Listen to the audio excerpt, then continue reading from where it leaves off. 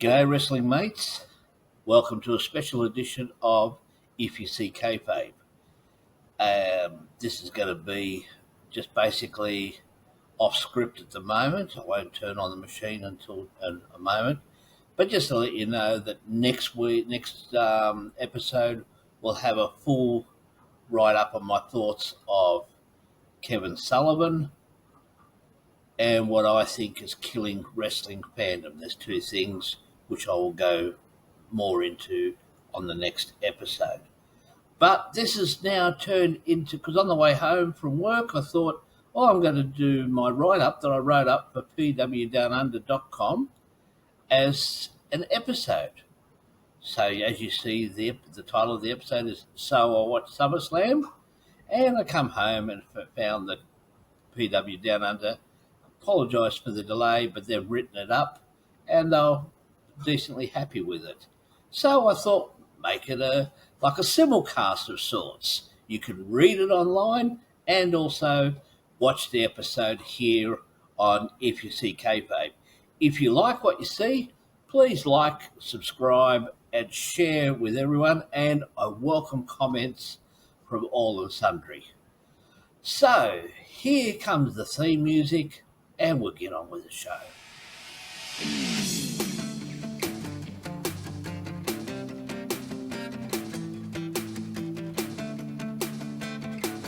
Now, I think the most amazing thing about the new era of WWE is that they are making bucket loads of money, and shows like SummerSlam are no longer pay-per-views, in the traditional sense. Now, this means that I didn't have to shell out any extra hard-earned. I simply logged into Binge, which is a streaming app that carries WWE content here in Australia. An interesting opening to the show was all the backstage footage showing the main combatants warming up and going through their routines and or making their way to locker rooms. Now, this, to me, made the event start off with a legitimate sports feel to the show. Now, an American singer, Jelly Roll, came out to a so-so reaction as he sang America the Beautiful. Now, he put in a good effort, but his quality of voice didn't match the effort for me, and the crowd seemed to reflect that with the negative reaction on the main that he got in the end. Triple H came out to rev up the crowd, and he put Jelly Roll over for his follow-up song. Reaction was flat once again, and then The Miz introduced the show from amongst the fans in one of the stands. The opening bout was between the returning Aussie sensation Rhea Bloody Ripley. Now, since when has she been called Bloody? And Liv Morgan. A women's title match with a love triangle to boot. In storyline, Rhea has been the mommy for Dirty Dom Mysterio. But since Rhea's injury, Liv Morgan has been trying to lure Dom away from Rhea. I'm not a fan of women's wrestling, but these two put on a good bout and got good crowd reactions.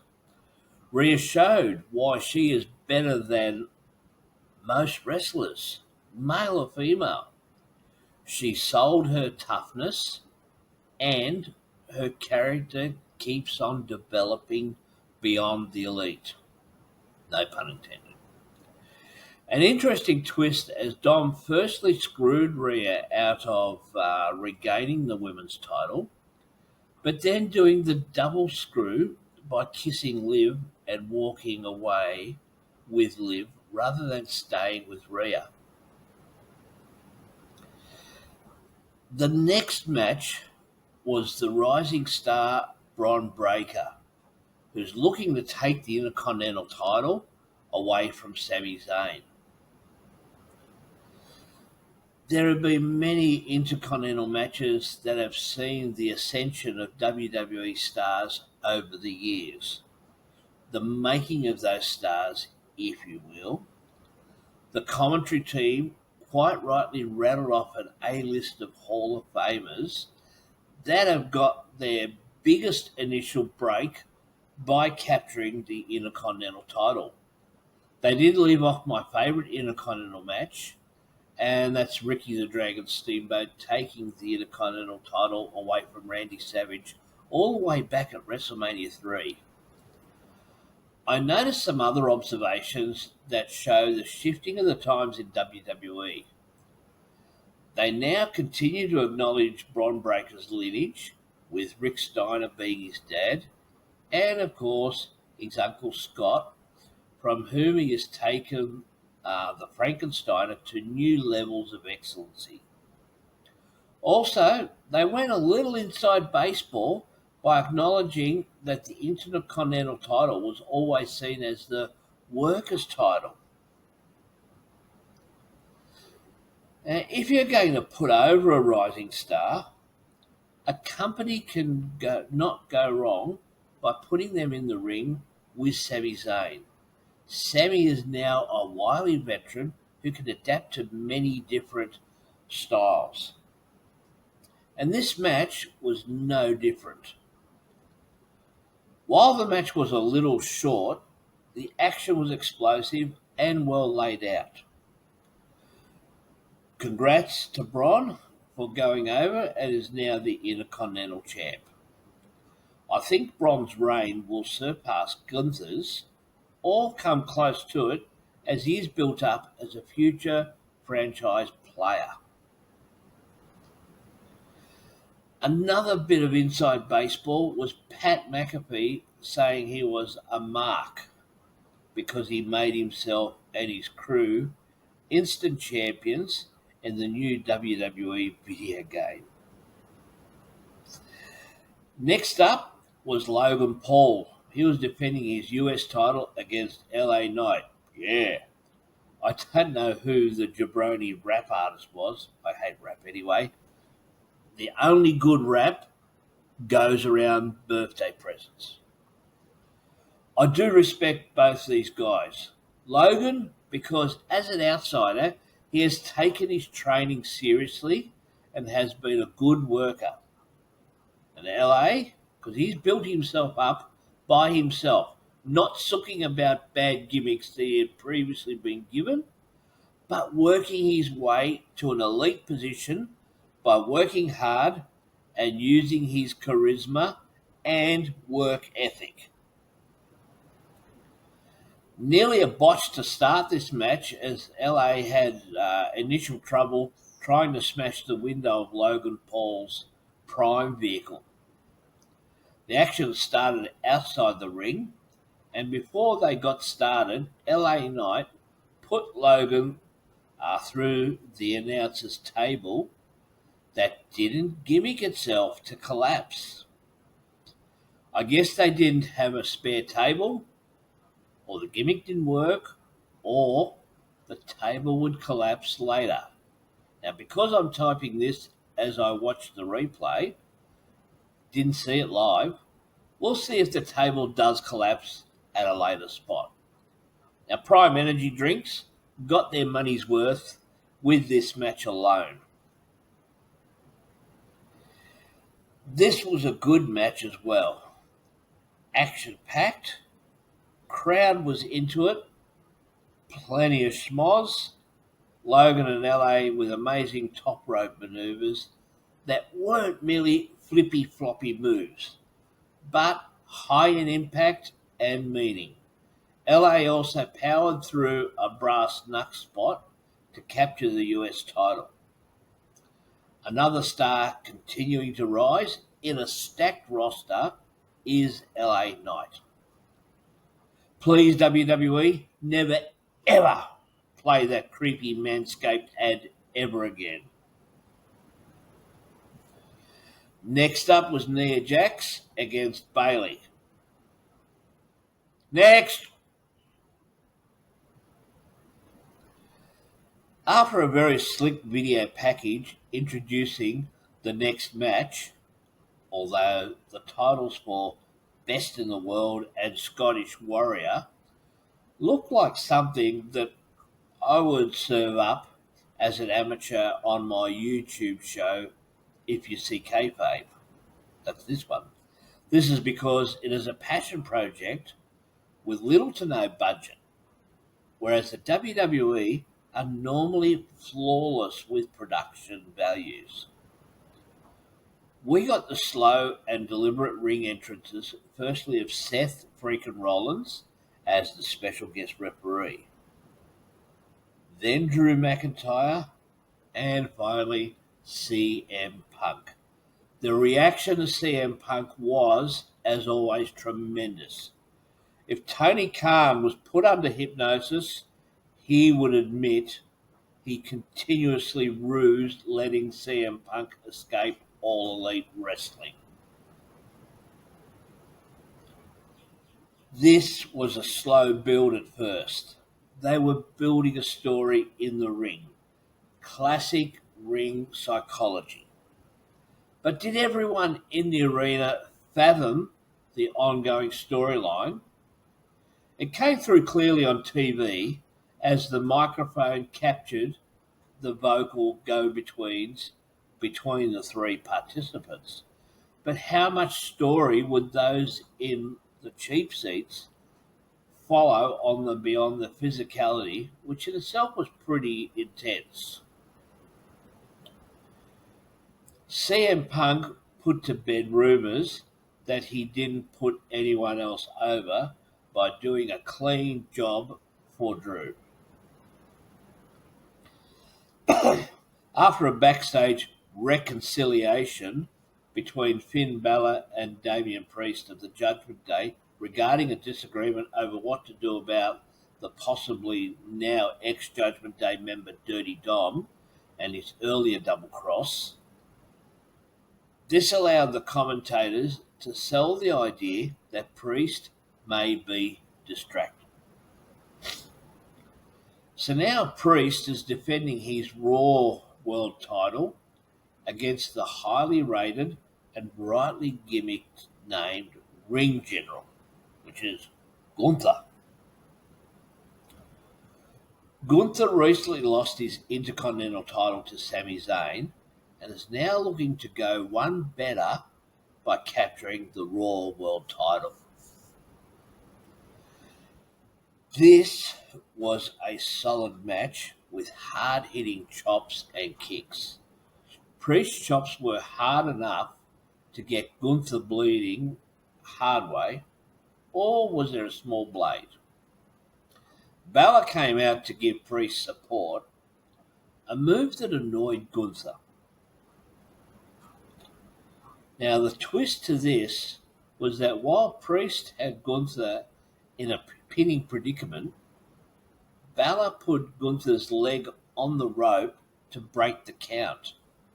Now, when Priest realised what had happened, he went after Balor, allowing Gunther the chance to cinch in a sleeper hold and gain a submission win, completing what looks like possibly the dissolution of the Judgment Day, or at least a reforming of it, or reshaping. Next was the comedy section. Miz and R-Truth was disrespecting our Aussie Sydney King, Grayson Waller, and his tag partner, Austin Theory, who rightfully interrupted Awesome Truth's lameness. To make matters worse, they blindsided A-Train Down Under to set up what I will admit was a decent choke slam by outsider Jelly Roll. Next, a video package to hype the main event. Cody Rhodes defending his world title against the new tribal chief, Solo Sikoa, in a Bloodline Rules match. Now, just like the WrestleMania 40 main event, this means it's a fancy name for anything goes. Interesting part of this match When Cody was hung up in the top turnbuckle, I was wondering why the ref didn't untangle him, but then realised it was an anything goes match. It also became a nifty spot with Cody kipping up onto the top turnbuckle from that predicament. The match was going at a somewhat pedestrian pace until the full Bloodlines rules started to take effect. Tama Tonga and Tonga Loa rushed the ring and ambushed Cody, but he fought them off. The odds were evened up when first Kevin Owens and then Randy Orton returned to help Cody. The two pairs fought off to the backstage. Cody introduced the ring steps to Solo's head. Protected shots, but Solo countered with a spear. Cody was about to hit a third crossroads when Jacob Fatu blindsided Cody. But Cody kicked out of a pin attempt when Solo tried to finish off a prone Cody Rhodes. Fatu took it to the outside, and Fatu sailed off the top rope and splashed Cody, and this time the announcer table complied and collapsed. Fatu seemed to be injured, but was hard to see if it was a work. Either Fatu was in extreme pain or sold his injury very well. He was seen in a moon boot in the aftermath of SummerSlam, but walking under his own steam. Either way, best wishes to Jacob on a speedy recovery if he is injured. Then, one of the greatest pops of recent memory. Roman Reigns' music hit, and the Tribal Chief made his way to the ring. He then Superman punched Solo, followed by a spear. He gave Cody a long, hard look before exiting the ring. Roman turned back halfway up the entrance exitway to witness Cody finish the match, and the two of them eyed each other off, leaving news stories now unfinished. Now, I enjoyed most of this event. It was one of the better SummerSlam for many a year, and I think they're trying to counter those that say that there is no storyline compared to All Elite Wrestling by providing compelling storylines that are going back to traditional long-term storylines that go somewhere. Just when people thought the Bloodline story was getting stale, Triple H and his team have found what Bruce Pritchard would call a new paint of coat. Now, between MJF's return on the All Elite side of things and this new wrinkle to the Tribal Chief stuff, wrestling is getting interesting again. Folks, I hope you enjoyed my recap of SummerSlam. There's a lot more wrestling to be had.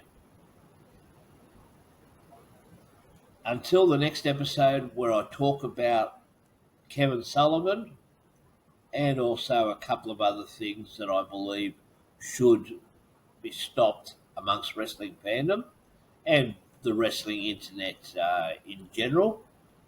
Until next time, this is Southern Joe, your wrestling mate from down under, saying hooroo